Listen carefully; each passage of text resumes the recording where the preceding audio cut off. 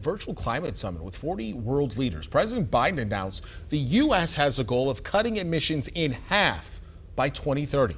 Our Washington correspondent Alexandra Limon joins us now to discuss if that goal is actually realistic and how the administration plans to reach it. Good morning, Alexandra.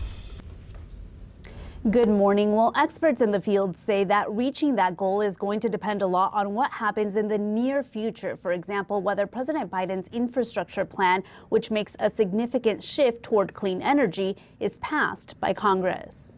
We have to step up. To achieve the ambitious goal of cutting U.S. emissions in half from 2005 levels by 2030, the country must make big changes. President Biden's infrastructure proposal would lead the U.S. down that road by investing in a federal electric vehicle fleet, a network of nationwide charging stations, and moving the country toward a cleaner power grid. Those that do take action and make bold investments in their people and clean energy future will win the good jobs of tomorrow and make their economies more resilient and more competitive. Their plan would thrust the West Coast obsession with electric vehicles onto the entire nation. But Republican lawmakers have their own idea of what an infrastructure package should look like. That plan would cost $568 billion instead of nearly $2 trillion, and the plan would stick to more traditional infrastructure. Roads and bridges, public transit systems, rail, which could be cargo, passenger rail. But not including green energy projects will make it quite difficult for the U.S. to reach Biden's newly announced climate goals.